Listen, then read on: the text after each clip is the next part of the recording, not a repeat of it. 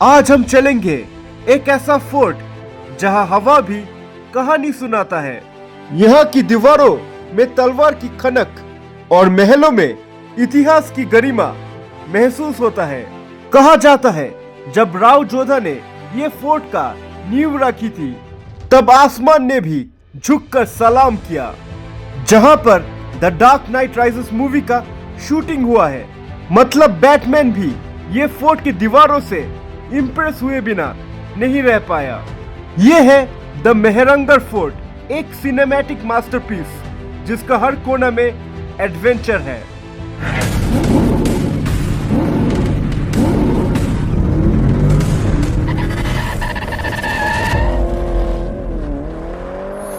आज है हमारा ट्रिप का डे 9, 21 सितंबर 2025 और जोधपुर का होटल से हम लोग चेकआउट कर लिए। 8 बज गए हैं, सुबह का 8 बजे है। और कल घूमे थे जोधपुर का मंडोर गार्डन, क्लॉक टावर भी देखा, तुलसी का झलरा और जो भी बाकी स्पॉट्स है वो आज देखकर जैसलमेर निकलेंगे। आज का होटल, जोधपुर का होटल उतना अच्छा नहीं था। सिद्धिविनायक होटल था पर उतना ज़्यादा क्लीन नहीं था और पार्किंग स्पेस भी नहीं था।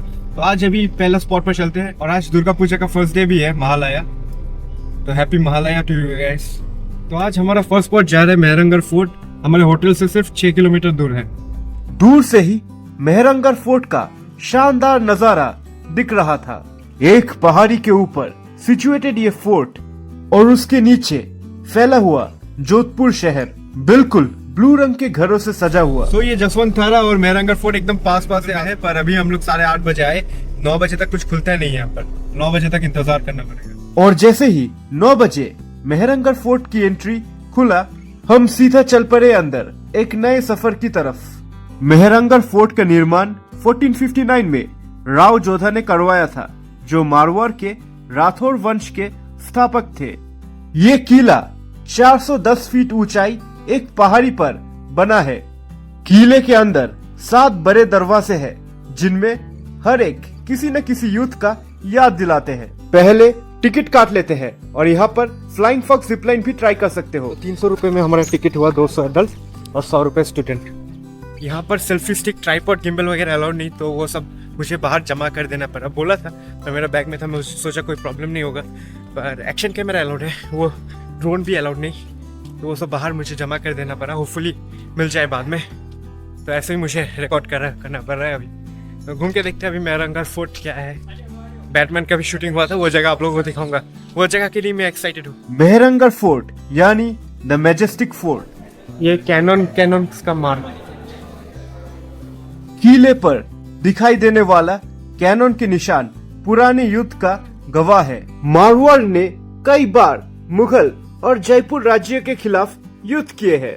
और ये फोर्ट का दीवार जो 36 मीटर ऊंची और 21 मीटर मोटी है, हर एक आक्रमण को झेला। ये है राव जोधा जी का फलसा। और यहाँ से Rao Jodha dessert rock park का नजारा मिलता है, जो फोर्ट के पास ही सिचुएटेड है। ये फोर्ट लाल पत्थर से बना है, जो सूरज की रोशनी में लाल और सुनहरे रंग में चमकता है। राजपूत आर्किटेक्चर का सबसे खूबसूरत उदाहरण है। ये सब सैंडस्टोन है, इसलिए येलो रंग होता है। अंदर की महलों की तरफ जैसे जैसे हम बढ़ते हैं, उनकी कार्विंग्स और झरोके और सुंदर दिखते हैं। और चलते चलते हम पहुंच गए श्रृंगार चौक। ये चौक कभी राजसी दरबार और सेलिब्रेशंस का केंद्र हुआ करता था। यहाँ से राजा अपने प्रजा से मिलते थे और रियासत के मामले सुलझाते थे।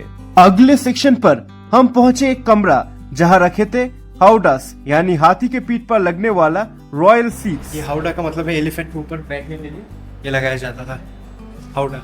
ये हाउडा शाही यात्राओं और युद्ध के दौरान यूज किया जाता था।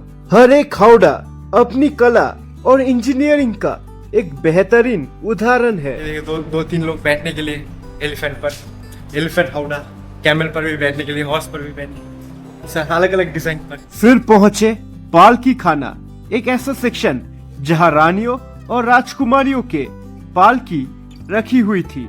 ये पालकियां शाही महिलाओं के सफर के लिए होती थी, ताकि उन्हें धूप या नजरों से बचाया जा सके।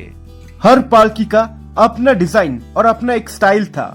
फोर्ट के अंदर है कई महले, मंदिरें और म्यूजियम का सेक्शंस जो मारवाड़ की इतिहास को दिखाते हैं।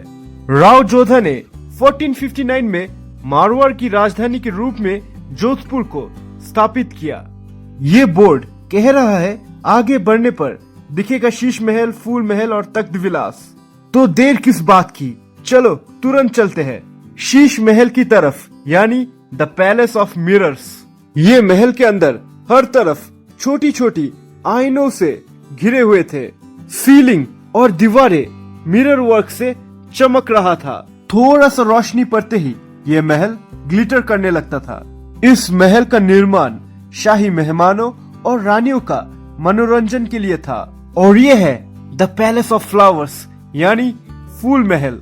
महाराजा अभय सिंह ने 18th सेंचुरी में ये महल का निर्माण किया। सीलिंग पर सोना और मीनाकारी का काम है और फूलों के इंट्रिकेट मोटिव्स देखने के बाद हम पहुंचे आर्मरी सेक्शन, जहां पुराने हथियारे जैसे तलवारें, ढाले और भाले रखे गए थे जो किसी युद्ध का याद दिलाते हैं। म्यूजियम का ये शस्त्रखाना सेक्शन मारवाड़ की वीरता और सैनिक शक्ति का सबूत देता है।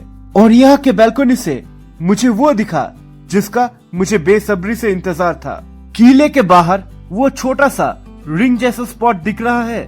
कुछ याद आया? Exactly, Batman the dark night rises movie का शूटिंग हुआ है वहाँ पर। ऐसा लगा जैसे मैं ही बैटमैन हूँ। गॉथम को पीछे छोड़ने के बाद हम पहुँचे जानकी महल, द पैलेस ऑफ ग्लिम्पसेस। ये महल एक फेमिनाइन ग्रेस और रॉयल ब्यूटी का प्रतीक है।